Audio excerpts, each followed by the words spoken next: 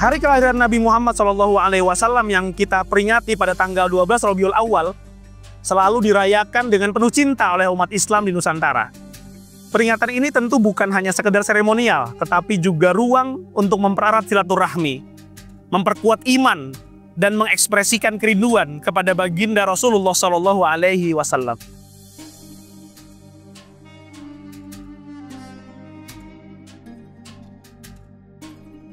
Sejarah mencatat, Maulid pertama kali dipelopori oleh seorang sultan, Al-Muzaffar namanya, di Irbil, Irak, pada kira-kira abad ke-4 Hijriah.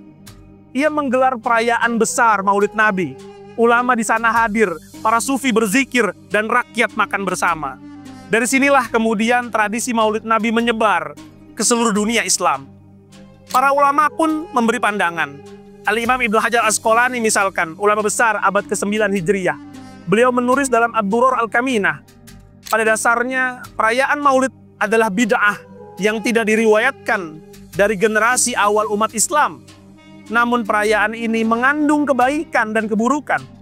Barang siapa yang mencari kebaikan dalam perayaan ini dan menjauhi segala keburukan, maka itu menjadi bid'ah yang hasanah. Al-Imam As-Suyuti, ulama besar abad ke-10 Hijriah, bahkan mengatakan dalam risalahnya Husnul Maqasid fi Amalil Maulid, beliau mengatakan, adapun dalam perayaan Maulid di mana makanan disajikan dan kegembiraan ditunjukkan, tidak ada yang salah dalam hal itu. Justru hal itu merupakan perbuatan-perbuatan yang baik. Dengan demikian, sejak awal para ulama memandang Maulid sebagai cinta, bukan ibadah wajib, tetapi ekspresi kerinduan kepada baginda Nabi Muhammad SAW selama diikuti dengan semua perbuatan-perbuatan yang terhindar dari kemungkaran.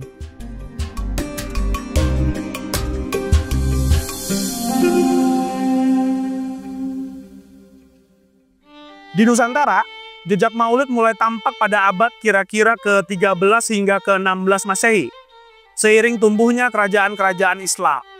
Kesultanan Demak adalah salah satu pelopornya. Maulid bukan sekedar ritual, tapi juga sarana dakwah dan legitimasi politik.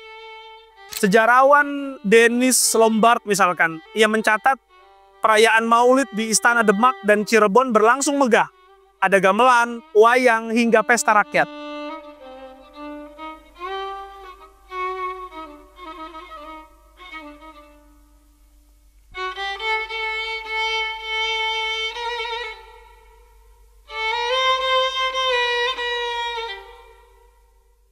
Dari barat hingga ke timur Nusantara, Maulid Nabi SAW selalu hadir dengan wajah budaya yang beragam.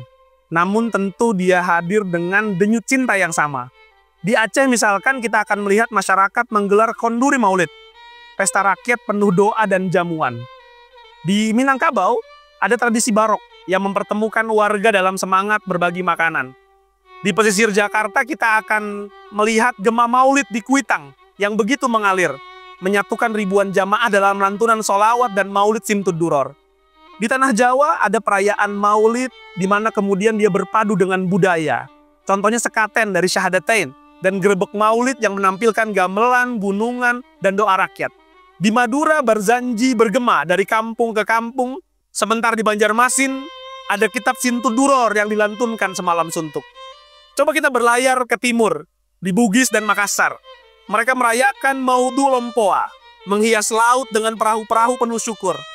Di Lombok ada Maulid adat Bayan yang menjadi ruang perjumpaan antara Islam dan tradisi leluhur. Bahkan di Papua dengan cara sederhana umat berkumpul dalam sholawat dan hadroh menyalahkan cahaya cinta kepada Nabi Muhammad SAW. Semua berbeda dalam rupa, namun satu dalam jiwa, yaitu kerinduan kepada Rasulullah SAW. Maulid di Nusantara adalah jembatan iman dan budaya yang menyatukan umat sekaligus mempererat persaudaraan di antara mereka.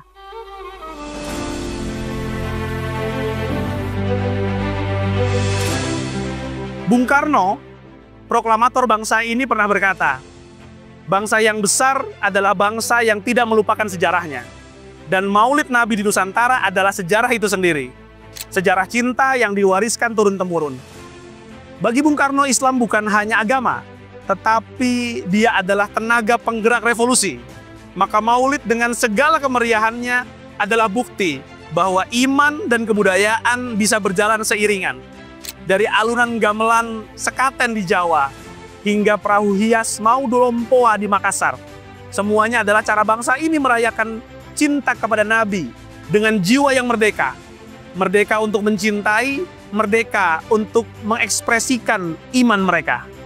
Dan hari ini, ketika kita berkumpul di masjid, di lapangan atau di rumah-rumah sederhana, kita sebenarnya sedang menyambung mata rantai sejarah panjang. Dari Irbil ke Demak, dari Aceh sampai Papua, Maulid adalah bukti bahwa cinta kepada Rasulullah SAW tak pernah padam. Ia adalah cahaya yang menembus batas ruang dan waktu, sekaligus pengingat sosial dari umat itu sendiri. Dan sebagaimana pesan Bung Karno, Maulid mengajarkan kita bahwa cinta kepada Nabi harus diterjemahkan menjadi cinta kepada manusia, cinta kepada tanah air, cinta kepada keadilan. Karena mencintai Rasulullah bukan sekedar mengenang kelahirannya, tapi juga meneladani perjuangannya, membela yang lemah, menegakkan yang benar, dan menghadirkan rahmat bagi semesta alam. Semoga Maulid Nabi Muhammad SAW terus menjadi lentera yang menerangi Nusantara dan menuntun kita menuju cinta yang sejati.